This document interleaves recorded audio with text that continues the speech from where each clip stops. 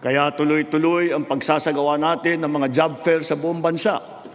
Nitong Mayo 1, araw ng paggawa at kasagsagan ng mataas na presyo ng krudo, nagsagawa tayo ng halos 100 job fair, kung saan halos 300,000 trabaho ay pinagbigay alam natin sa publiko.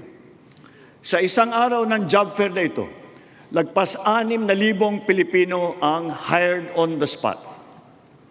Dito rin natin ipinamahagi ang mga sweldo para sa mahigit 100,000 benepisyaryo at nagtatrabaho sa ilalim ng dilip at tupad ng DOLE.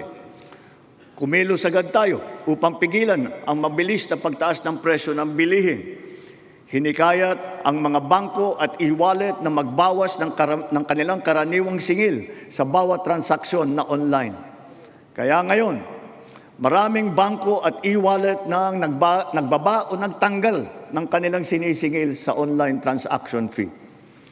Upang makaluwag din sa mamamayan, nagbigay ang mga bangko ng hanggang 6 na buwang palugit sa pagbabayad ng utang at hanggang 1 taon naman kung ang utang ay ginamit para sa agrikultura.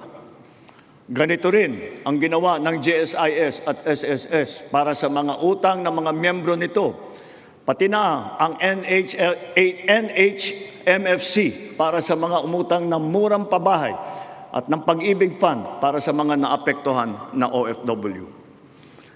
Kahit papano ay nakaluwag ito sa mga consumer, lalo na sa mga naghuhulog para sa kanilang bahay at sa mga nagpupundar para sa kanilang negosyo.